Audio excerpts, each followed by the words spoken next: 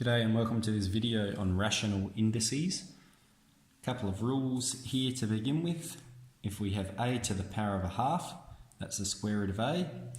If we have a to the power of a third, that's the cubed root of a. And if we have a to the power of 1 on n, we're sort of following this trend that we see here. We have the nth root of a. So just in terms of square root or a to the half, what does that mean? It means what number times itself would give you a.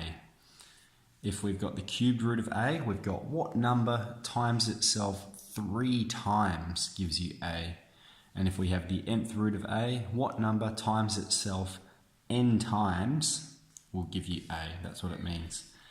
Our other rule here, if we have a to the power of m on top of n, we know that a to the power of m can be written like this: a to the power of m in brackets to the power of 1 on n, which is the nth root of a to the power of m.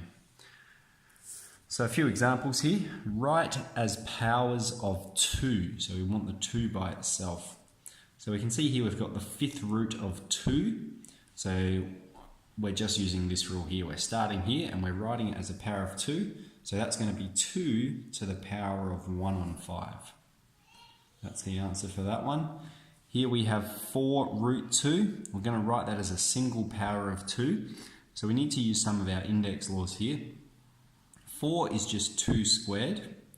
So it's 2 squared times by the square root of 2 is 2 to the power of a half. Now we have the same base, which means we can add the powers together. 2 plus a half is 2.5, or as a fraction, 5 on 2.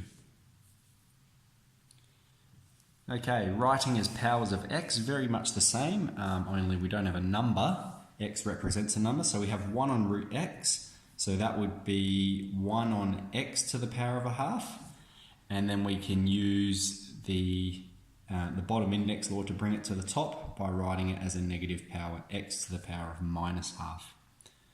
Okay, if we have the nth root of x to the 3, I'll do this in a couple of steps. So we'd have x to the 3 to the power of 1 on n, there's an n there, which would be x to the power of 3 on top of n. Alright, it may get you to do the reverse, where you start with a power and it gets you to write it as a surd. So 3 to the half would just be the square root of 3. X to the power of minus 1 on 3. So firstly, that would be 1 on top of x to the power of 1 on 3.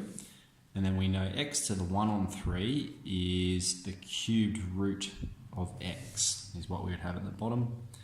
And p to the 5 on 2 is a direct application of this rule here. We're starting with p to the 5 on 2, so it's going to be the square root of p to the power of 5. When we're doing a square root, we don't need to put a 2 in there. So that's a good introduction to rational indices, and good luck with it.